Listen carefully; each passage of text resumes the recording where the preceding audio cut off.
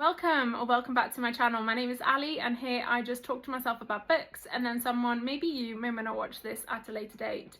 I decided to change the scenery a little bit today, mainly because the room upstairs is boiling, but also because why not have a different backdrop for, well, I guess it'll end up being two videos because I'll be filming two back to back.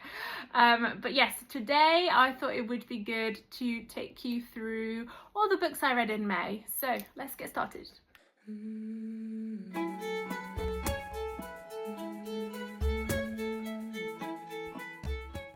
So if you've watched my last few videos, you'll know that what I've planned to do this year is to try and get through some of the series I already own in their entirety off of my bookshelves, and to do that I have been using what I have nicknamed affectionately the Book Pot of Fate.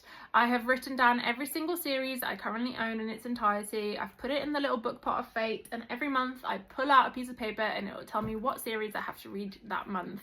I do allow myself a little bit of a veto if it's definitely like a series I really don't feel like getting into right now, either because it's too big or I'm just not vibing with it at the time and I pick it out. But I've been pretty good. I like reading the majority of the ones I've plucked out. The only one I haven't read in its entirety, so I read book one and I was in a slump, so not because of that, I actually really enjoyed the book, is the Dandelion Dynasty series, and I really do want to go back to that, but the books are massive and I'm thinking that maybe I'll save it for when I go on holiday and I have nothing else to do but read. So anyway, for May, the Book Pot of Fate picked out none other than The Mortal Instruments. Now, I know you'll say, there's only 3 books there, Ali, but it's a 6-book series. I know that. However, I have been told that the order you should read it in is to read the first 3 books of the Mortal Instruments, then the 3 books from the Infernal Devices series, and then go back for the last 3 books of the Mortal Instruments. So, me being smart, I decided to split it into 3 trilogies. So when I plucked that out, I read the first trilogy. I had actually already read City of Bones last year. Was it last year? No, it might have been the year before actually, yes. However, it had been a while and I was like, let me just reread it. So I did reread City of Bones, which we have here, City of Ashes, and City of Glass by Cassandra Clare. Now, for those of you who don't know, this is a YA urban fantasy which follows a group of people called the Shadowhunters, who essentially like hunt down demons, monsters, etc. And we mainly follow this character called Clary, who ends up becoming embroiled in this world, not knowing that her mother used to be a Shadowhunter.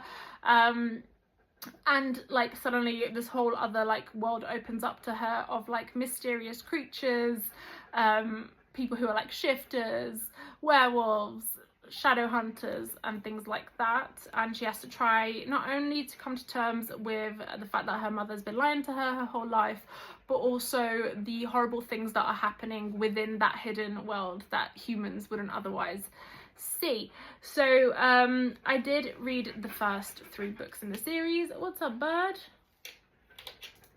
Okay, well, the dog's had enough of me talking. But anyway, so I did read again the first 3 books of the series and I did enjoy them. I do have to say though that I think I must have read these when I was younger. Like I must have read these. I feel like I read maybe like 1 or 2 when they were like first coming out, but I haven't read the whole series. And I do wonder if maybe I'm a little too old now to truly enjoy it in the way I would have if I'd read it as a teenager, because I did find some of the characters annoying. It is a little bit too YA for me. However, the biggest bone of contention I have with the series is the whole, and you'll know because this is something that everyone's kind of a little bit like on. It's the whole are they siblings, are they not situation, but also they're still pining after each other.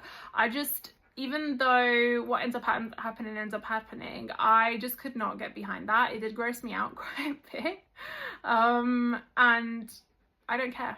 I don't care that it's not real. I don't care. It still grossed me out enough that I didn't enjoy it to the point where I was literally like, okay, let's just get through this. So I did enjoy like the general vibes and story, etc. I do find, as I said, the characters quite immature, but saying that, they are literally like 16, 17 years old, so they are immature. But the actual like setting and stuff like that is quite cool, and I did like that, and I do like Cassandra Clare's writing style. I mean, I've been reading Swordcatcher and also read the sequel to Swordcatcher and absolutely loved those, so I knew I would enjoy her writing style. However, I do think this is a little bit too YA for me now. But I do have the other 6 books, so I've got Infernal Devices and I've got the other 3 Mortal Instruments. So I did put the little slip of paper back in the book pot, and if I pick it out again, I'll be doing those 2 trilogies as well, because I do want to read all of them. And then I think there's others as well in the series that I need to like pick out at some point. But yeah, so I did read this. I think I gave it like a good 3.5 overall for the first trilogy, which isn't terrible. But as I said, it probably would have been higher if I'd read it as a teenager and kind of could, I don't know, that like kind of teenage angst and stuff like that. If I could like relate to that a little bit more than I do now, when it all just kind of seems a little bit, I don't know, silly. There's like literally so many things happening, the things they choose to focus on, I'm literally like, the world is ending. Like I feel like this is more important than I don't know, whatever else you're doing. So yeah, but anyway, I did enjoy it. I gave it a good 3.5 star, and I will be continuing on with this series. And then for book club, this is work book club, I read Starter Villain, which I don't have a physical copy of, but I did get on Kindle, so I'll put up the little cover on here. It wasn't what I thought it was going to be, I'm not gonna lie. Based on the cover, I thought it was gonna be something like all cats are villains, and like, I don't know, we basically go into this underworld of cats being villainous. However, what it ended up actually being was quite a fun, fast-paced story about this character who I don't remember the name of right now, who ends up being contacted by like the estate of his uncle that he had no contact with for a long time, to say that like his uncle was actually a super villain, and he's like left him a seat on this like board of villains and all this like money and stuff, but he has to like partake in like the villainous activities, etc. So yeah, it was quite like a weird concept, but I really did enjoy it. And as I said, it was very fast paced, quite funny. It was almost like if Despicable Me was made for adults, and the like Gru was like this guy, but he wasn't actually bad. It was like that, like, and I did really enjoy it. It was a really, really fun read. I think I ended up giving 4 stars to the book, and I did like how fast paced it was. It definitely helped me get out a little bit of a slump, and it also helped me break up some of like the bigger like chunky books that I'd been reading that maybe have higher stakes. Yeah, as I said, it wasn't what I expected it to be based on like the cover and the vibes, but cats did play a role in it, just not as big as I had anticipated. I did end up really liking it. It was one of those like you end up loving these like little imperfect characters because they're just little found family cutie vibes. But yes, I did like it. I was pleasantly surprised, and that's why I like to do book clubs as well, because I don't think I even had heard of that book before, or maybe I had, but like I just would never have picked it up. But through book club I read it, and I ended up really enjoying it, so I'm glad for like the exposure that doing things like this gives me to try out new genres and new books that I wouldn't otherwise try out. And then for my book club I have with my friends, I read Medea, or Medea? I literally can't remember how to pronounce it, by Rosie Hewlett. I've been meaning to pick up a book by Rosie Hewlett for a while, and I was like, well, why not start with this? I already actually had this, or did I not? No, I didn't have this. I've been meaning to like read Medusa by Rosie Hewlett, because I've said this and I'll say this again, Medusa is one of my favorite Greek mythology characters of all times, and I have yet to find a retelling that really, really did it for me. Like I've read maybe like 4 now, and I did enjoy all of them, but none of them have been quite like scratching the itch that I have for a Medusa retelling. So I have been wanting to pick up Rosie Hewlett's version.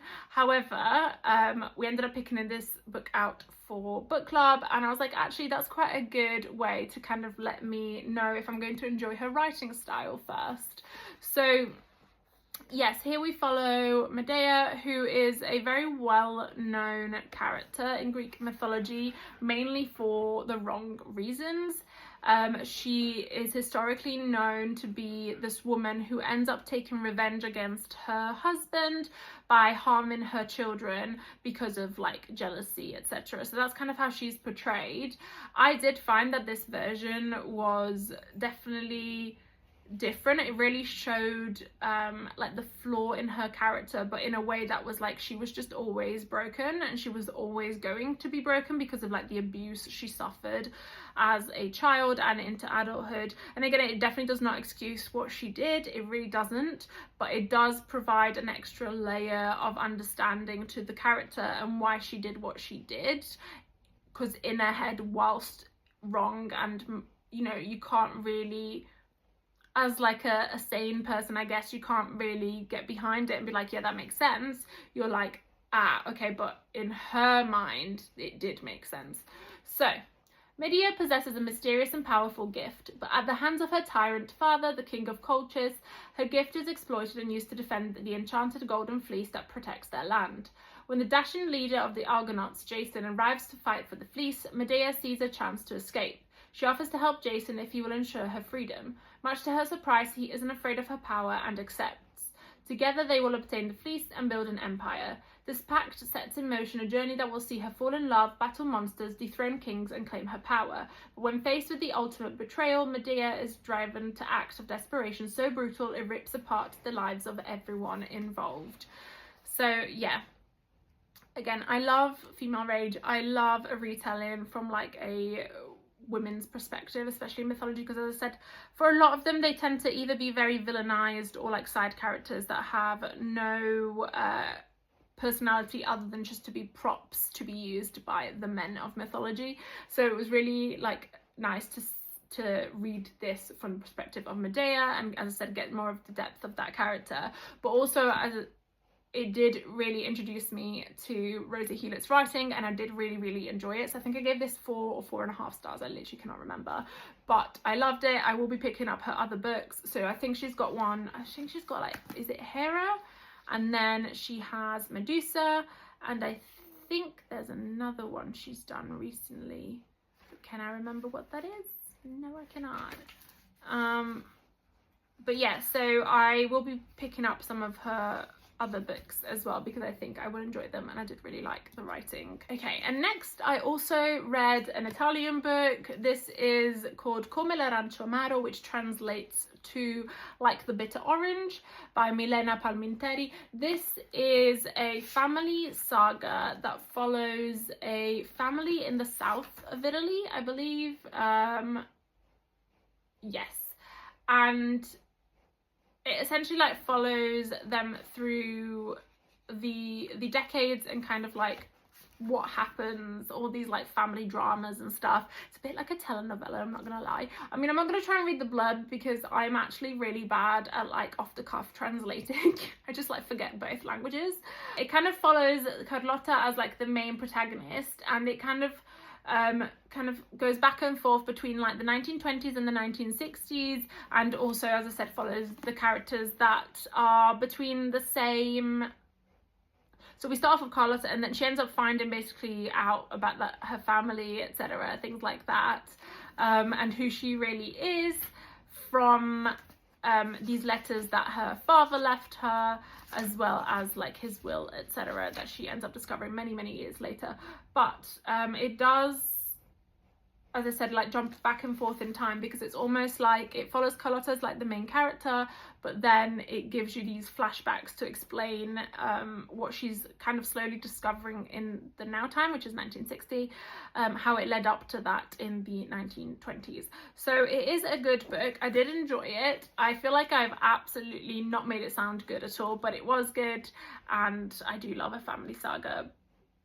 maybe this wasn't quite as saga-ish as I would have liked, but it was good, and it was full of kind of like twists and a lot of like cultural things as well, because I don't know if you guys know much about Italy, but Italy is divided into different regions. It was actually not unified until quite late on compared to other countries, so it retained quite a lot of like cultural differences, especially between like the north, the center, and the south. Things like the dialect is so vastly different that it could essentially just be its own language. Like, you know, I would struggle a lot to understand dialect from another region that I wasn't born in.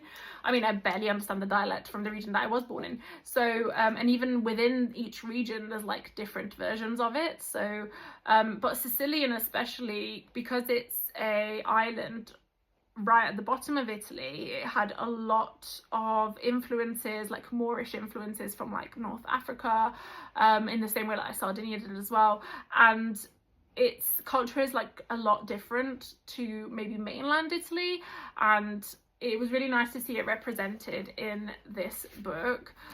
It's not something I've really experienced. I've never been to Sicily, but I would love to go at some point. So I did read that. I did enjoy it. I can't remember what I gave it. I think I gave it 3.5 stars, but it was good. And since we're talking Moorish, I did read this book as well. This was for the book club that I have with my friends. We all have Illumicrate subscriptions, so we do try and read an Illumicrate pick every like 1 to 2 months, and we picked out Aisha by Soraya Bouazoui. This is a myth retelling based in Moroccan mythology that I knew nothing about, but it was really, really interesting because there's loads of books out there for like Greek mythology, but I do see less for other like countries' mythologies, and that's because like Greek mythology is maybe more popular or more kind of like well known worldwide, but there are other myths and folklores out there, and Aisha is one of them. So I did really enjoy this. However, I didn't enjoy it as much as I thought I would. I will quickly read you the blurb. The Portuguese flag has been planted across Morocco, its empire ruling with an iron fist, but eventually all empires must fall.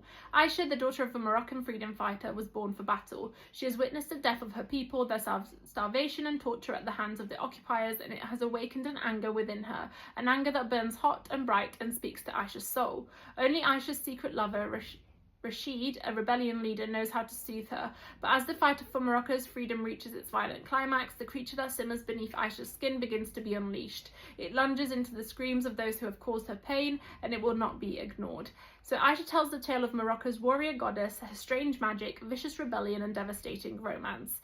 This is a story of female rage and the lesser known myths that will sear you to the bone. So as I said, it was really good to get exposure to some other mythology that wasn't Greek mythology. But having said that, whilst I did enjoy this, I did find that the pacing just was a little bit off for me. So there's a lot of build up of like the backstory of Aisha as a character, but it's maybe not as in depth as it could be.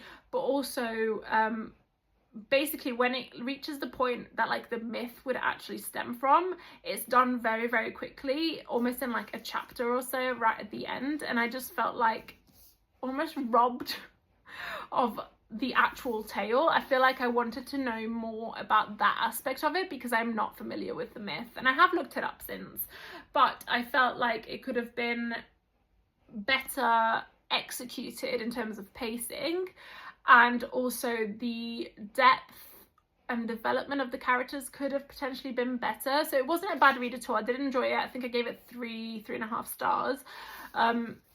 Again, because I did find it quite cool to read about a myth that wasn't rooted in Greek mythology. I also had no idea that Portugal had invaded Morocco at any point. I knew that the French had because they do speak French in Morocco, so that kind of makes sense, but I had no idea that Portugal had.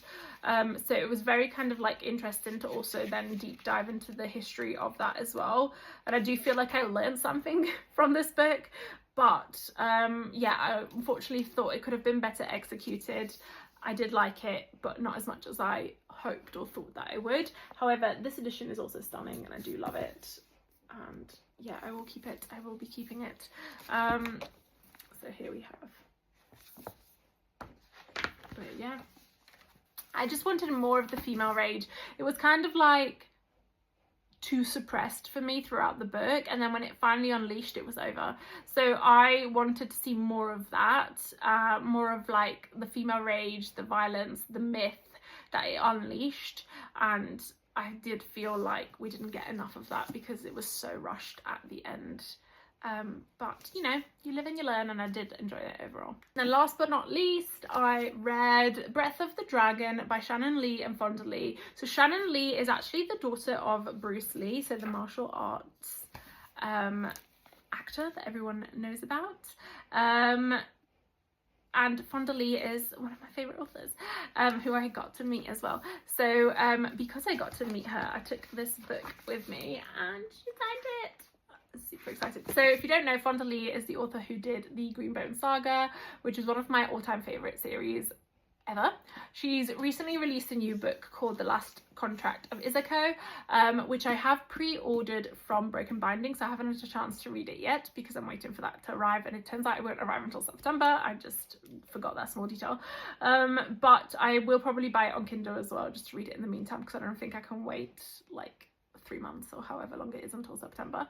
But anyway, getting back to this book, so I've had this for quite a while and I've been meaning to read it for a while, and since I was going to be meeting Fonda Lee, I was like, perfect timing. This is the first in a duology. I believe the second book is out later this year, so again, very good that I waited, because now it's going to be fresh in my mind and I'm going to know exactly what's happened before I read the second book, which I definitely will. This is a YA martial arts fantasy action-packed story. We follow one main character called Jun, who is 16 years old. He has been exiled from his home with his father to like the oh god, is it West? But anyway, yeah, so he's been exiled with his father outside of like their country, home, etc. Whilst his mother and twin brother were taken to the capital, because it turns out that his twin brother, whilst they're like the same in every way, was dragon marked. Which means that he's potentially got some special abilities, so he gets taken to like this academy to help unlock them and train him up, etc., to become a kind of warrior for the establishment, so to speak. But also within this world, the teachings of like martial arts are banned, and Jun accidentally, when they come to collect his brother when he's younger, demonstrates that he has been learning martial arts, which is why his father and him end up being exiled, because that's something that is banned, and instead of killing them, they give them the opportunity to go away instead, which they do. But that means they've been separated from their wife, mother, and son, brother for a long time, and to try and kind of get back to it, Jun decides to join this tournament. So it was very much giving me like early days of Dragon Ball vibes, you know, when they're like kids and going to tournaments, etc. It was very much like that, and I absolutely loved it. But yes, so he, to try and like basically lift his banishment and become someone worthy of returning to his hometown, he joins this tournament hoping to become the new guardian of the Heaven Scroll, because then that will allow him to kind of be reunited with his brother. However, he's been forbidden from doing it by his father, so he kind of does it all under hush-hush conditions, and he ends up going without being supported by a martial arts school, because again, his father won't let him, so then the school won't do it without parental consent, and he ends up in this very deadly tournament. Unfortunately, like, bad things end up happening to like people he loves.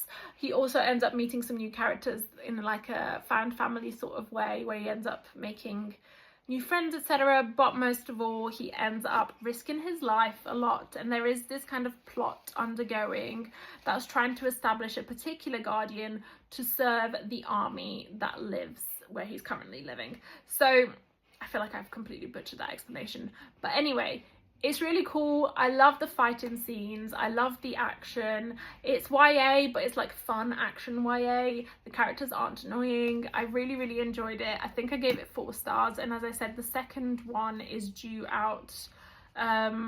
Is it called Breathmarked? Maybe the second one. It's due out later this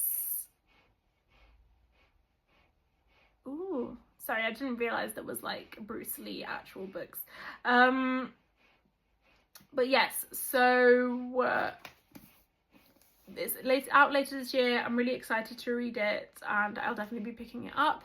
But yeah, if you're looking for something like a bit more fast paced and a bit lighter and full of like really great fighting scenes and martial arts, if you're into that, definitely do check this out.